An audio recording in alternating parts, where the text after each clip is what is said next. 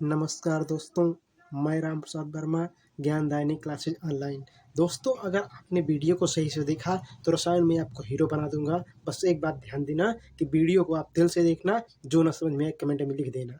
आइए हम बात करते हैं महत्वपूर्ण अभिक्रिया भाग 3, जिसमें हम पहली अभिक्रिया पढ़ेंगे फिनाल की लीबरमान अभिक्रिया। इसे हम फिनाल का लीबरमान परीक्षण के नाम से भी जानते हैं। तो आइए हम समझते हैं इस महत्वपूर्ण अभिक्रिया को। देखिए, यहाँ पर हम क्या करेंगे कि फिनाल को लेंगे और फिनाल की जो लीबरमान अभिक्रिया होगी उसके बारे में हम विस्तार पूर्वक प्रयोगशाला में समझेंगे या समझते हैं। लेकिन यहाँ पे जो अभिक्रिया है उसे हम यहाँ समझते हैं। तो हम फिनाल को लेंगे, फिनाल को सांद्र H2SO4 में घुले। ध्यान देना, फिनाल को हम सांद्र H2SO4 जो आपका है वो विलयन है, इस H2SO4 में क्या घुला होगा, NaNO2 सोडियम नाइट्राइट क्या घुला है। मान लेते हैं एक बर्तन है, बर्तन में हमने लिया है सांद्र H2SO4, क्या लिया है, कंसंट्रेट H2SO4 लिया है, और इसमें कुछ मात्रा में हमने घोल रखा है, क्या, सोडियम नाइट्राइट। जब सोडियम नाइट्राइट घोल रखा है, लेकिन ध्यान देना कि इसकी हम सूक्ष्म मात्रा लेंगे, और जब ये घोलेंगे मतलब फिनाल को इससे क्रिया कराएंगे तब नीले रंग का विलयन प्राप्त होगा। और इस नीले रंग के विलयन को हम किससे, जल से तनु करेंगे। इस नीले रंग के विलयन को हम जल से तनु करेंगे। यहाँ पर क्या करेंगे, हम H2O मिलाएंगे, जल से हम तनु करेंगे, पतला करेंगे, तब लाल रंग के विलयन में ये लाल रंग के विलयन में बदल जाएगा। और इस लाल रंग के विलयन को हम NaOH की अधिक मात्रा, ध्यान देना, इस लाल रंग के विलयन को हम NaOH की अधिक मात्रा में क्रिया कराते हैं, तब नीले रंग का विलयन प्राप्त होता है। इस संपूर्ण प्रक्रम को ही हम फिनाल का लीबरमान परीक्षण कहते हैं। पुनः एक बार समझिए, क्योंकि काफ़ी लोग ऐसा हमें बता रहे हैं, तुरंत वीडियो देखने में इतना आप लोग एक्टिव हैं, ऐसा ही रहा करें, क्योंकि एक्टिविटी ही आपको सफलता दिलाएगी। जिस चीज़ के लिए जिद करोगे, पागलपन कहते हैं ना, कि आप जिद्दीपन करिए। आप किसी के पक्ष में या किसी भी काम के लिए जिद रखना चाहिए कि हमको कैसे नहीं आएगा। ऑर्गेनिक केमिस्ट्री कठिन जरूर है, लेकिन पढ़ोगे तो जरूर आएगा। आइए हम समझते हैं फिर से एक बार। तो ये फिनाल की मेन हेडिंग जो है, फिनाल की लीबरमान अभिक्रिया या परीक्षण। इसमें हम क्या करेंगे, फिनाल को लेंगे, फिनाल को हम सांद्र H2SO4 में घुले, सांद्र H2SO4 में घुले NaNO2 सोडियम नाइट्राइट से क्रिया कराएंगे। फिनाल को हम सांद्र H2SO4 में घुले सोडियम नाइट्राइट से क्रिया कराएंगे, जो सूक्ष्म मात्रा में हम लेंगे।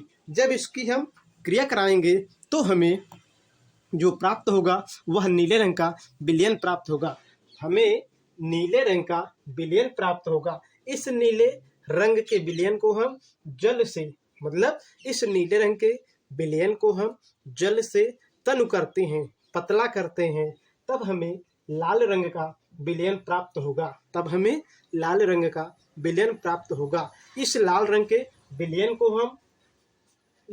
विलयन को हम सोडियम हाइड्रोक्साइड की अधिक मात्रा में, इस लाल रंग के विलयन को हम सोडियम हाइड्रोक्साइड की अधिक मात्रा में क्रिया कराते हैं, तब पुनः हमें नीले रंग का विलयन प्राप्त होता है।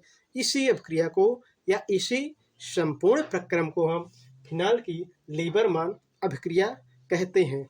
आइए हम समझते हैं दूसरी महत्वपूर्ण अभिक्रिया, जो है युग्मन अभिक्रिया। देखिए, इस अभिक्रिया में क्या होगा, इस अभिक्रिया में हम लेंगे यहाँ पर बेंजीन डाइएजोनियम क्लोराइड। क्या लेंगे, benzene diazonium chloride.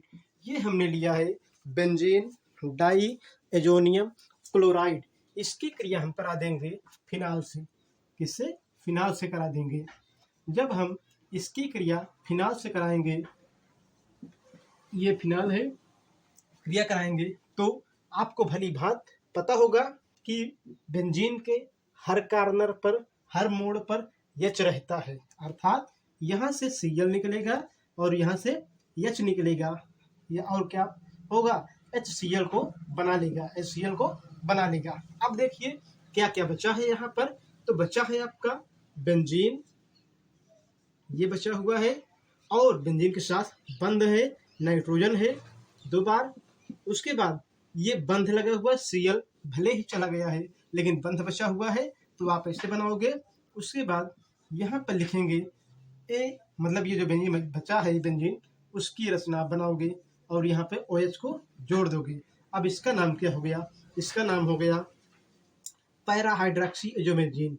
Para hydroxy hydroxy hydroxy azobenzene, azobenzene, benzene.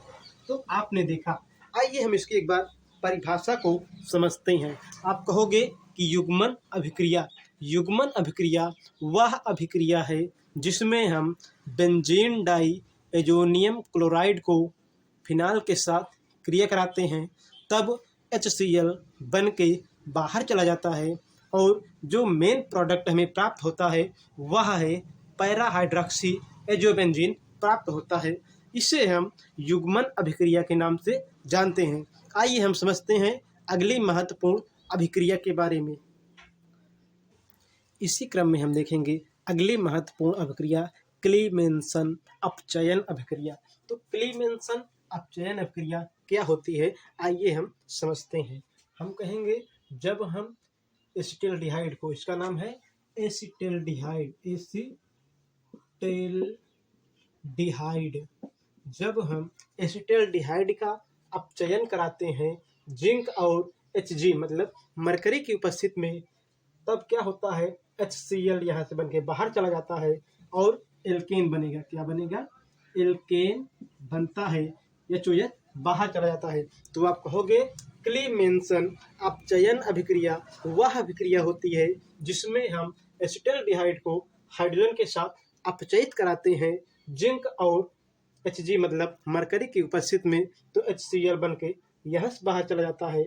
Main उत्पाद एल्केन बनता है और जब बाहर चला जाता है। अगली अभिक्रिया हम देखेंगे जो हमारे पास है, चौथी अभिक्रिया, वह है डाई एजोटीकरण अभिक्रिया, डाई एजोटीकरण अभिक्रिया। अब देखिए ये कौन सी अभिक्रिया है। इसमें हम लेंगे पहले जो यौगिक है उससे हम लेंगे एनिलीन। ये है एनिलीन, एनिलीन हमने लिया, एनिलीन की क्रिया करा देंगे किसके साथ? एनिलीन को लेंगे और इसकी क्रिया हम करा देंगे सोडियम नाइट्राइट के साथ। किसके साथ? सोडियम नाइट्राइट के साथ प्लस 2HCl। जब हम करा देंगे किसकी क्रिया? एनिलीन की क्रिया सोडियम नाइट्राइट और HCl के साथ, तब यहाँ पे बनेगा बेंजीन डाई एजोनियम क्लोराइड। क्या बनेगा? बेंजीन डाई एजोनियम क्लोराइड बनेगा और NaCl बाहर जाएगा, साथ ही साथ 2 मतलब पानी के 2 अणु भी बाहर जाएंगे। तो आप कहोगे कि डाई एजोटीकरण अभिक्रिया वह अभिक्रिया है जिसमें हम एनिलीन को लेते हैं, सोडियम नाइट्राइट को लेते हैं, HCl से क्रिया करा देते हैं, तब यहाँ पर बनता है मेन यौगिक जो आपका है, यहाँ पे बनेगा, इसका नाम है बेंजीन डाई एजोनियम क्लोराइड और NaCl बनता है, साथ ही साथ जल बनता है। इस अभिक्रिया को हम नाम देते हैं, इसी अभिक्रिया को हम नाम देते हैं क्या? डाई एजोटीकरण अभिक्रिया। आइए हम समझते हैं अगली महत्वपूर्ण अभिक्रिया के बारे में। अब हम देखेंगे अगली महत्वपूर्ण अभिक्रिया कौन सी है। तो अगली महत्वपूर्ण अभिक्रिया है ऑक्सीकरण अभिक्रिया। देखिए ऑक्सीकरण अभिक्रिया वह अभिक्रिया होती है जिसमें कोई कार्बनिक पदार्थ या कार्बनिक यौगिक ऑक्सीजन की उपस्थिति में टूट जाता है और नए नए या अलग अलग प्रकार के यौगिक को बनाता है। आइए हम समझते हैं। यहाँ पे हमने लिया क्लोरोफार्म 2CHCl3 और इसे हमने ऑक्सीजन से क्रिया करा दिया तो ये टूट गया और 2COCl2 बना लिया, साथ ही साथ 2HCl बाहर चला गया। इसका नाम क्या है? फास्जीन है, फास्जीन है। इसे हम एक नया नाम देते हैं कार्बोनिल क्लोराइड भी कहते हैं। तो आपने यह देखा कि ऑक्सीकरण अभिक्रिया वह अभिक्रिया है जिसमें कोई कार्बनिक यौगिक ऑक्सीजन की उपस्थिति में खंडित हो जाता है, टूट जाता है और नए उत्पाद को बनाता है। जैसे क्लोरोफॉर्म को हमने लिया, ऑक्सीजन से हमने क्रिया करा दिया तो बना लिया कार्बोनिल क्लोराइड या फास्जिन बना लिया और HCl बाहर चला गया। तो यह अभिक्रिया ऑक्सीकरण अभिक्रिया का उदाहरण है। उसी प्रकार देखिए दूसरी अभिक्रिया अपचयन अभिक्रिया। अपचयन अभिक्रिया देखिए अपचयन अभिक्रिया क्या होती है। तो देखिए आप कहोगे अपचयन अभिक्रिया वह अभिक्रिया होती है जिसमें कोई कार्बनिक यौगिक हाइड्रोजन की उपस्थिति में या हाइड्रोजन से क्रिया करके अपचयित हो जाता है और वह नए नए उत्पाद को बनाता है, अपचयन अभिक्रिया कहलाती है। जैसे यहाँ पे देखिए हमारे पास उदाहरण है RCOCl, इसका नाम है एसिटिल क्लोराइड। तो आप कहोगे जब हम एसिटिल क्लोराइड को हाइड्रोजन के साथ, किसके साथ, हाइड्रोजन के साथ अपचयित कराते हैं तो बनता है यहाँ पर एल्डिहाइड बनेगा। ध्यान देना, एल्डिहाइड बनेगा और HCl बाहर चला जाएगा। फिर सुनिएगा, जब हम एसिटिल क्लोराइड को हाइड्रोजन के साथ अपचयित कराते हैं तो क्या बनेगा, एसिटल्डिहाइड बनेगा और HCl बाहर चला जाएगा। यह अभिक्रिया जो है किसका उदाहरण है, यह अभिक्रिया अपचयन अभिक्रिया का उदाहरण है। उसी प्रकार हम अगली अभिक्रिया देखते हैं विहाइड्रोजनीकरण हाइड्रोजनीकरण अभिक्रिया। तो अगर आपसे कोई कहता है कि विहाइड्रोजनीकरण अभिक्रिया क्या है तो आप कहोगे विहाइड्रोजनीकरण अभिक्रिया वह अभिक्रिया है जिसमें क्या होता है कि एल्कोहल को, किसी प्रकार के भी एल्कोहल को, चाहे प्राइमरी मतलब प्राथमिक एल्कोहल हो, द्वितीयक हो या तृतीयक हो, लेकिन हम यहाँ पे बात करेंगे बेंजाइल एल्कोहल की। तो आप कहोगे कि जब विहाइड्रोजनीकरण अभिक्रिया वह अभिक्रिया है जिसमें हम बेंजाइल एल्कोहल को कॉपर धातु, ध्यान देना, रक्त तप्त कॉपर धातु पर 300 डिग्री सेंटीग्रेड ताप पर प्रवाहित करते हैं तो यह कॉपर में उपस्थित पानी वाष्प के रूप में उड़ जाता है अथवा हाइड्रोजन गैस बाहर जाती है और एल्डिहाइड को बनाता है। जैसे देखिए ये हमारे पास बेंजाइल एल्कोहल है। क्या है, बेंजाइल एल्कोहल है।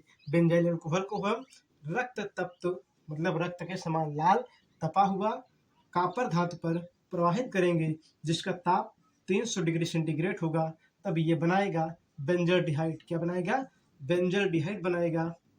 ये बेंजल्डिहाइड है और अब क्या होगा, यहाँ से क्या बाहर जाएगा तो हाइड्रोजन गैस बाहर जाएगी। तो यह अभिक्रिया किस अभिक्रिया का उदाहरण है, विहाइड्रोजनीकरण अभिक्रिया का उदाहरण है। तो पुनः ध्यान दीजिएगा, विहाइड्रोजनीकरण अभिक्रिया वह अभिक्रिया है जिसमें हम बेंजाइल एल्कोहल को कॉपर धातु पर जिसका ताप 300 डिग्री सेंटीग्रेड होता है उस पर प्रवाहित करते हैं तो बेंजल्डिहाइड बनता है और हाइड्रोजन गैस बाहर निकल जाती है।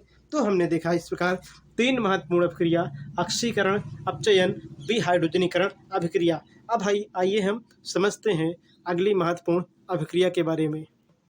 अगली महत्वपूर्ण अभिक्रिया को हम देखते हैं जो है क्रॉस कैनिजारो अभिक्रिया। देखिए क्रॉस कैनिजारो अभिक्रिया वह अभिक्रिया है जिसमें हम बेंजल्डिहाइड को, ये क्या है, ये हमारे पास है बेंजल्डिहाइड और इसमें हम क्या लेंगे, देखिए बेंजल्डिहाइड कैसा है आपका हाइड्रोकार्बन, एरोमेटिक हाइड्रोकार्बन है और ये एल्डिहाइड क्या है या फॉर्मेल्डिहाइड क्या है, ये एलिफेटिक हाइड्रोकार्बन है। इन दोनों को हम साथ में क्रिया कराते हैं सोडियम हाइड्रोक्साइड की उपस्थिति में तो बनता है बेंजाइल एल्कोहल। क्या बनेगा, बेंजाइल एल्कोहल बनेगा, CH2OH बनेगा प्लस HCOO बनेगा। तो पुनः ध्यान दीजिए, आप कहोगे कि जब अथवा क्रॉस कैनिजारो अभिक्रिया वह अभिक्रिया होती है जिसमें हम बेंजल्डिहाइड को फॉर्मेल्डिहाइड के साथ और सोडियम हाइड्रोक्साइड के साथ क्रिया कराते हैं तब बेंजाइल एल्कोहल या बेंजिल एल्कोहल बनता है और यहाँ पर सोडियम फॉर्मेट बाहर चला जाता है। तो इस प्रकार की अभिक्रिया को अथवा इस अभिक्रिया को हम क्रॉस कैनिजारो अभिक्रिया के नाम से जानते हैं। आइए हम देखते हैं अगली महत्वपूर्ण अभिक्रिया जो है क्रॉस एल्डोल एल्डोल संघनन अभिक्रिया, क्रॉस एल्डोल संघनन अभिक्रिया। तो आइए हम इसे देखते हैं। तो कहेंगे आप क्रॉस एल्डोल संघनन अभिक्रिया वह अभिक्रिया है जिसमें हम बेंजल्डिहाइड को एसीटोफिनोन के साथ एसीटोफिनोन, तो एसीटोफिनोन क्या है, बेंजीन, उसके ऊपर CO और या ऐसे लिख दो आप COCH3, ये है एसीटोफिनोन। और ये क्या है आपका NaOH मतलब सोडियम हाइड्रोक्साइड। तो परिभाषा पुनः एक बार देखिए, आप कहोगे क्रॉस एल्डोल संघनन अभिक्रिया वह अभिक्रिया है जिसमें हम बेंजल्डिहाइड को एसीटोफिनोन के साथ सोडियम हाइड्रोक्साइड की उपस्थिति में क्रिया कराते हैं। तब क्या बनता है, तब आपका जो यौगिक बनता है वह यौगिक बनेगा आपका एल्डोल, एसीटोन एल्डोल बनता है। इसे हम क्या कहेंगे, इसे हम क्रॉस एल्डोल संघनन अभिक्रिया कहते हैं। तो जो उत्पाद बनेगा वह बनेगा एसीटोन एल्डोल बनेगा। देखिए कैसे बनेगा, तो यहाँ पे होगा आपका बेंजीन बनेगा, बेंजीन की क्रिया जो हम कराएंगे CH, यहाँ पे होगा OH। अब उसके बाद ये कार्बन है, कार्बन को आगे लगाएंगे CH2 बनाएंगे, उसके बाद कार्बन ऊपर ऑक्सीजन मतलब एसीटोन का ग्रुप बनाएगा, फिर इसे हम बेंजीन से जोड़ देंगे। इस तरह हम जोड़ेंगे इसे, और ये जो बनेगा, ये जो रचना बनी है कीटोन एल्डोल है। इसका नाम क्या है, कीटोन एल्डोल। तो यही अभिक्रिया क्या कहलाएगी, क्रॉस एल्डोल संघनन अभिक्रिया। तो हमने यहाँ पर दो प्रकार की अभिक्रिया को समझा। पहला क्रॉस कैनिजारो अभिक्रिया, दूसरा हमने समझा क्रॉस एल्डोल संघनन अभिक्रिया, जिसमें हमने देखा क्रॉस एल्डोल में कि इसको क्या कहते हैं, बेंजल्डिहाइड को हम फॉर्मेल्डिहाइड के साथ क्रिया कराते हैं सोडियम हाइड्रोक्साइड की उपस्थिति में, तो बेंजाइल अल्कोहल बनता है, सोडियम फॉर्मेट बाहर जाता है। उसी प्रकार क्रॉस एल्डोल संघनन अभिक्रिया में हम बेंजल्डिहाइड को एसीटोफिनोन के साथ सोडियम हाइड्रोक्साइड की उपस्थिति में क्रिया कराते हैं, तब कीटोन एल्डोल बनता है। इसे हम क्रॉस एल्डोल संघनन अभिक्रिया कहते हैं। आइए हम देखते हैं अगली महत्वपूर्ण अभिक्रिया।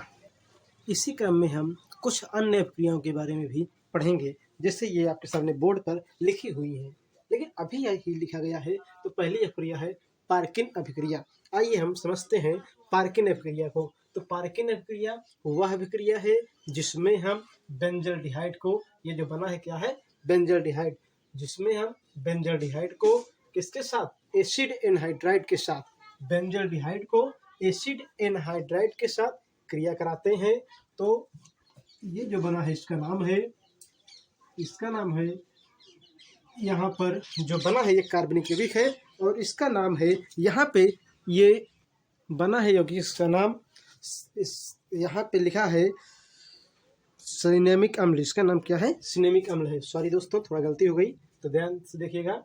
जब हम बेंजल्डिहाइड को किसके साथ, एसिड एनहाइड्राइड के साथ क्रिया कराते हैं तो सिनेमिक अम्ल बनता है। ये जो बना है इसका नाम है सिनेमिक अम्ल बनता है, और एसिटिक अम्ल बनता है। तो ये संपूर्ण अभिक्रिया क्या कहलाएगी, ये संपूर्ण अभिक्रिया कहलाएगी पार्किन अभिक्रिया। तो पार्किन अभिक्रिया वह अभिक्रिया है जिसमें हम बेंजल्डिहाइड को एसिड एनहाइड्राइड के साथ क्रिया कराते हैं या एसिटिक एनहाइड्राइड के साथ क्रिया कराते हैं, तो सिनेमिक अम्ल बनता है और एसिटिक अम्ल बनता है। इस अभिक्रिया को हम पार्किन अभिक्रिया के नाम से जानते हैं।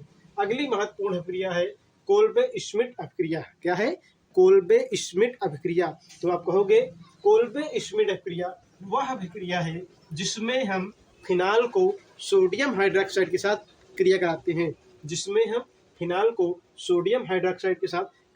हैं, तब बनता है सोडियम फिनॉक्साइड। क्या बनेगा, सोडियम फिनॉक्साइड बनता है, और सोडियम फिनॉक्साइड को CO2 से क्रिया कराते हैं तब बनता है सैलिसिलिक अम्ल। इसका नाम क्या है, सैलिसिलिक, जो बना हुआ है सैलिसिलिक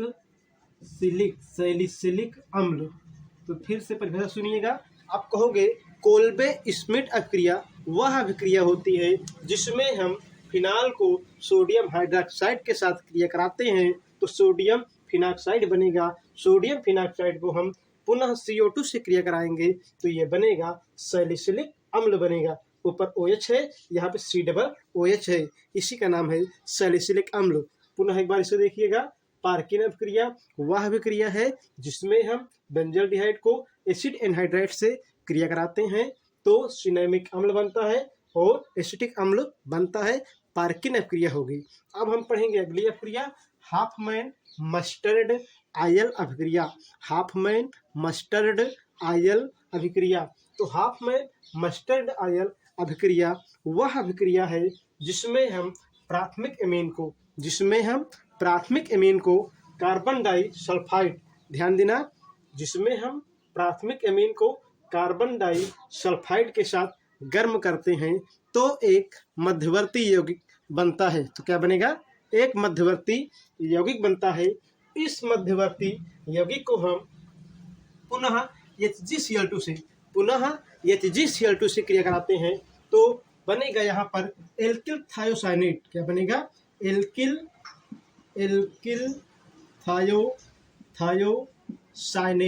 थायोसाइनेट बनता है। और एल्किल थायोसाइनेट की जो गंध होती है वह सरसों के तेल की जैसी होती है। एल्किल थायोसाइनेट की गंध सरसों के तेल की जैसी होती है।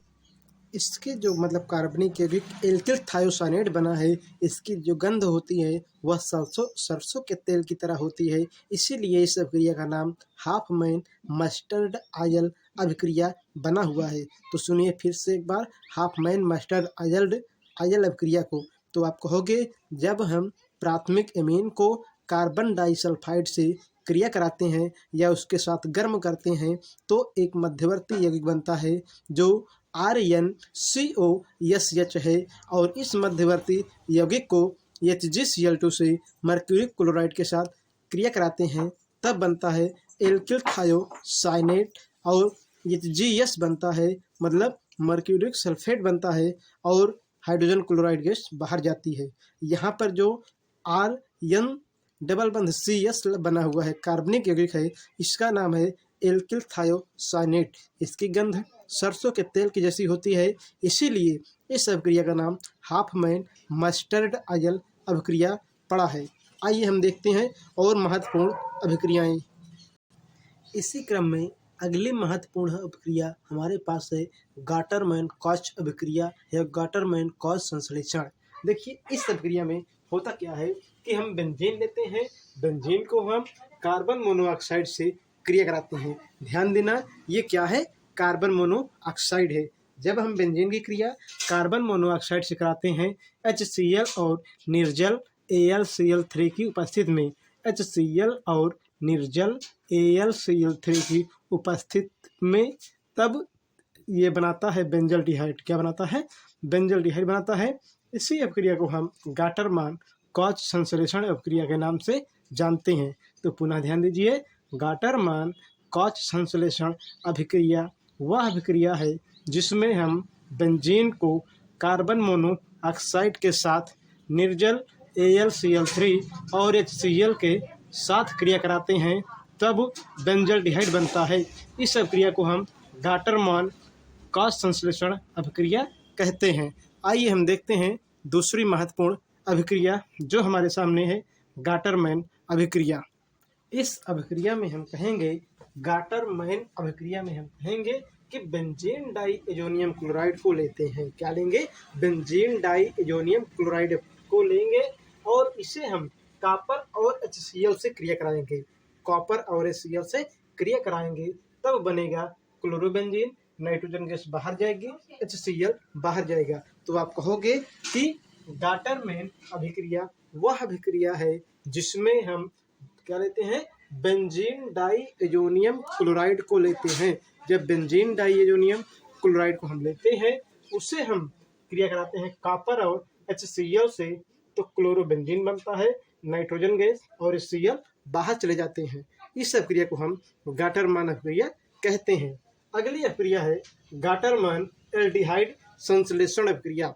गाटरमान एल्डिहाइड संश्लेषण अभिक्रिया। तो देखिए गाटरमान एल्डिहाइड संश्लेषण अभिक्रिया क्या है। इस अभिक्रिया में हम बेंजीन को हाइड्रोजन साइनाइड और HCl से क्रिया कराते हैं। इस अभिक्रिया में हम बेंजीन को हाइड्रोजन साइनाइड और HCl से क्रिया कराते हैं निर्जल AlCl3 की उपस्थिति में। निर्जल AlCl3 की उपस्थिति में तब जल बाहर चला जाता है और बेंजल्डिहाइड बनता है। क्या बनता है? बेंजल्डिहाइड बनता है। आइए हम इसकी क्रिया विधि को समझते हैं एक बार फिर से, ताकि आपको समझ में स्पष्ट रूप से आ जाए। तो पहले हम करेंगे क्या, यहाँ पर पहले हम लेंगे HCl, ये है HCl, और इसे हम HCl से क्रिया कराएंगे तो H आके इसमें जुड़ जाएगा और ये धनात्मक भाग बन जाएगा। ये बनाएगा आपका H कार्बन के साथ द्विबंध, फिर है आपका N और यहाँ पे H, तो मतलब ये धनात्मक भाग बन जाएगा और Cl जो है वो ऋणात्मक रूप में रह जाएगा। ये Cl जो है ऋणात्मक रूप में रह जाएगा। अब यहाँ पर क्रिया करेगा AlCl3, अब ये बनाएगा AlCl4। क्या बनाएगा? AlCl4 बनाएगा। इतना ही आपको समझ में आ गया होगा। आइए हम इसकी क्रिया विधि को देखते हैं कि इसकी क्रिया विधि कैसे संपन्न होती है। तो हम लेंगे अब बेंजीन। यहाँ पे हमने क्या लिया? बेंजीन को लिया। बेंजीन में पहला क्या है, मतलब इसको हमने लिया। अब हम क्रिया कराएंगे जो मध्यवर्ती बना हुआ है इसके साथ। तो क्या बना है आपका? कार्बन H और NH, ये मध्यवर्ती बना हुआ है, इसके साथ हमने क्रिया करा दिया। तो ये क्या होगा? ये बेंजीन पर ये आकर जुड़ेगा, तब बनाएगा आपका बेंजीन और ऊपर CH ये बना लेगा। अब इसको हम किससे क्रिया कराएंगे? ये मध्यवर्ती बना हुआ, मतलब इसके जोड़ने पर जो मध्यवर्ती बना है इसे हम जल से क्रिया करा देंगे। जब जल से क्रिया करा देंगे तो एक बात का ध्यान देना कि यहाँ से जल का ऑक्सीजन आकर के यहाँ पर जुड़ जाएगा और यहाँ पर बचा क्या है आपके सामने देखिए, बचे हैं यहाँ पर केवल बेंजीन है और बेंजीन के साथ C मतलब एक कार्बन है, उसके साथ में H लगा हुआ है, ये H आ गया और उसके बाद यहाँ पर H, ये 3 H बचे हुए हैं। इसको हम अमोनिया के रूप में बाहर कर देंगे। अब यहाँ पे क्या है? O मतलब ऑक्सीजन बचा हुआ है। पुनः एक बार समझिए क्रिया विधि सही। हमने लिया HCN को HCl से जोड़ दिया तो बन गया HC डबल बंध NH, उसके बाद Cl बाहर बचा रह गया आयन के रूप में। हमने यहाँ पे जोड़ दिया AlCl3 जब जोड़ा तो AlCl4 बन गया। अब देखिए क्या होता है, बेंजीन को लिया जो मध्यवर्ती बना था, उससे हमने बेंजीन से क्रिया करा दिया, तब मध्यवर्ती बन गया। यहाँ पर पुनः फिर से मतलब एक बार फिर से बना। इस मध्यवर्ती में हमने जल को जोड़ दिया तो जल का ऑक्सीजन यहाँ पे बेंजीन CHO बना लिया, मतलब इसको बना लिया। ये N है, एक H बचा हुआ है, 2 H यहाँ है, ये अमोनिया के रूप में बाहर चला गया। तो इस प्रकार क्या बनता है आपका? बेंजीन से बेंजल्डिहाइड बनता है। इसी अभिक्रिया को हम गाटरमान एल्डिहाइड संश्लेषण अभिक्रिया के नाम से जानते हैं। तो हमने इस अभिक्रिया को पढ़ा दोस्तों आज यहीं तक। फिर अगले भाग में हम पढ़ेंगे कुछ अन्य महत्वपूर्ण अभिक्रियाएं। एक बात ध्यान देना दोस्तों, ये आपके पास हम 40 से 50 अभिक्रियाओं का संग्रह एक साथ दे रहे हैं, लेकिन मेरे दोस्त अगर पढ़ लोगे इन अभिक्रियाओं को तो ये आपको BSc MSc तक काम देंगी। केवल इंटर ही नहीं, अन्य भी प्रकार के कंपटीशन में आपकी भरपूर सहायता करेंगी। तो दोस्तों आज यहीं तक, अगले वीडियो में इसके आगे पढ़ेंगे।